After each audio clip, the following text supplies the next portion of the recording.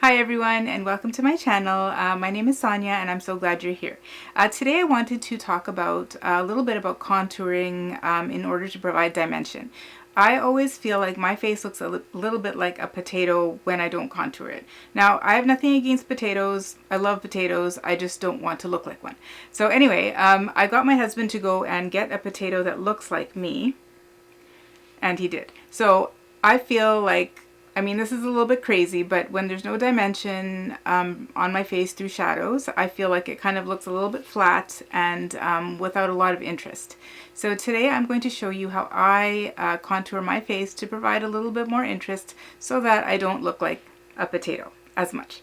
Anyway, so I'm glad that you're here, and I hope that you stick around and decide to subscribe to my channel. I would really love that. We're trying to bring shadows into the face and provide a little bit more structure and dimension along with maybe slimming the face in areas that you don't want to appear wider, or minimizing areas that you're not interested in highlighting.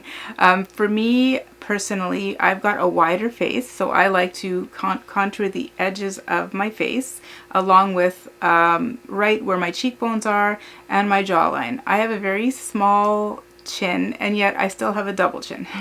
I don't know how that's possible, but it is. So I don't like to contour the around exactly where my chin is because I don't want to make my chin look any smaller. So I do want to contour my jawline and slim my face.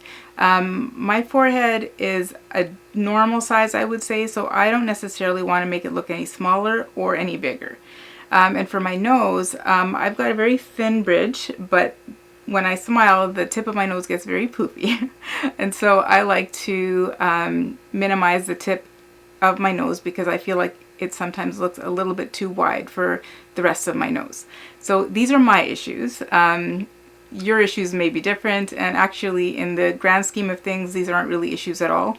But anyway, because this is a contouring video, I'm going to mention the things that I'm a little bit sensitive about, or a little bit self-conscious about, I should say.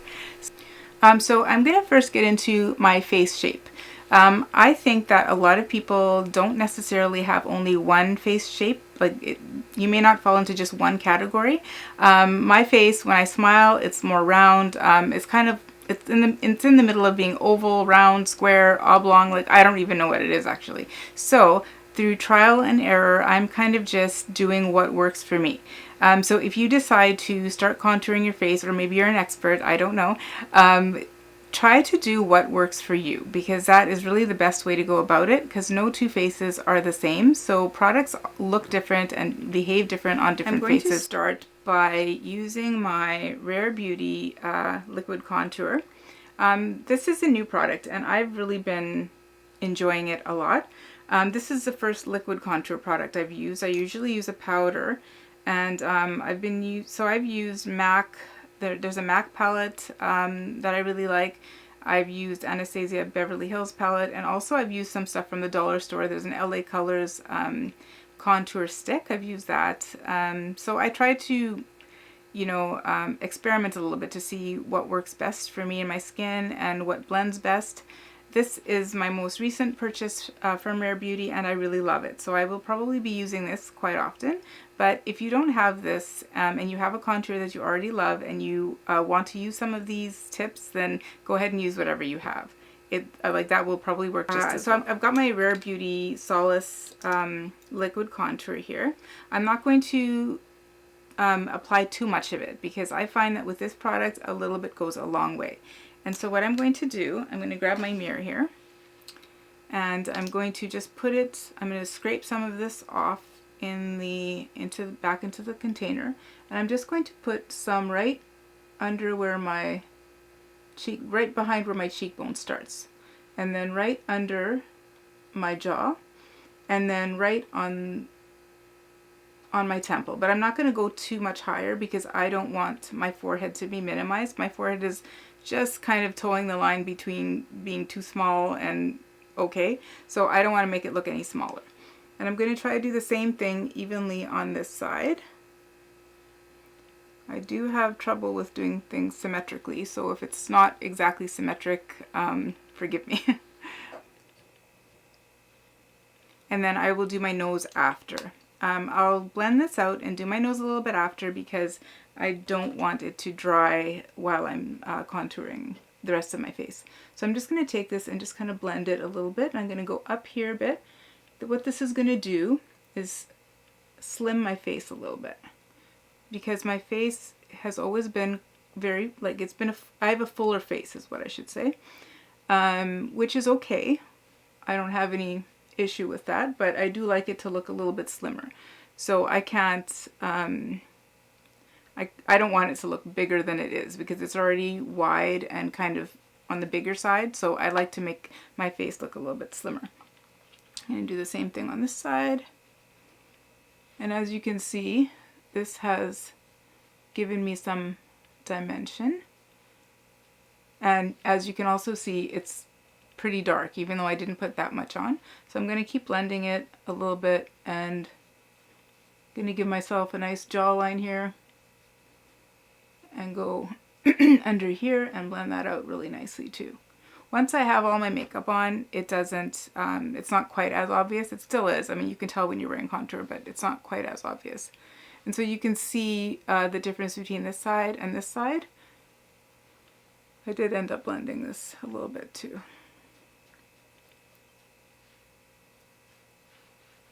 So I'm going to try to do it evenly. The thing with contour is it can make your face look really uneven too if you apply it unevenly, and I'm really not the greatest at applying things evenly. So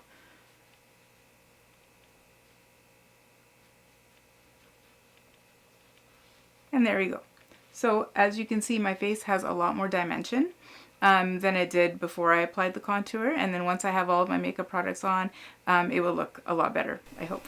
So now I'm going to contour my nose using the same Rare Beauty Solace liquid contour. I'm just going to use a tiny bit because, you know, as you see on my face here, I didn't use much, but it went very far. I always have a little bit of difficulty with my nose, so I've got to be really careful because the bridge of my nose is quite thin, and then the lower part of my nose is a little bit more full or bulbous, I guess. And the bridge of my nose isn't 100% straight. Like I do have a tiny bit of a bump here, and it's a little bit wider here. So I try to minimize that area. I don't always succeed. And that's another thing with makeup. I don't feel like it has to be perfect, you know, unless you have some sort of an event to go to and you really want everything to look perfect. It's okay if it doesn't look exactly perfect, in my opinion anyway. So anyway, I'm going to start. And this is, I should preface this by saying that this is for the shape of my nose. If you have a wider nose bridge that you would like to minimize, then you may want to concentrate on this area more. If you have more of a bulbous end to your nose, you may want to do a little bit more contouring on this side. So I'm doing it based on what works for my nose, or what I feel works for my nose. So I don't need that much on here because the bridge of my nose is already quite thin.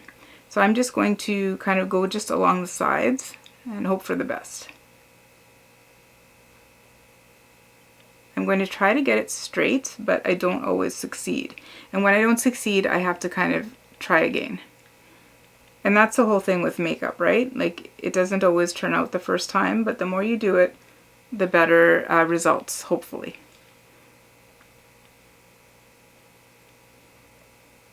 So I'm going to do some here and some here. I also do use my fingers quite a bit because I feel like they help blend things a lot better than just a brush sometimes, particularly when I'm using sparkly shadows. I like to use my fingers. I clean them before I don't double dip because that way you can introduce bacteria into the pan, which you don't want, and oils, which may change the formulation and how they perform. Anyway, so a lot of times I do use a brush to blend the contour in, but right now I'm just going to use my fingers. And so you can see the bridge of my nose is a lot more, you can see it a lot more. And now I'm going to do the tip a little bit. I'm going to create a little V down here because the tip of my nose is a little bit more rounded and I've got a little bit of a hook at the end. And that is something that I don't particularly love, so I'm just going to try to minimize that, the way that that looks a little bit.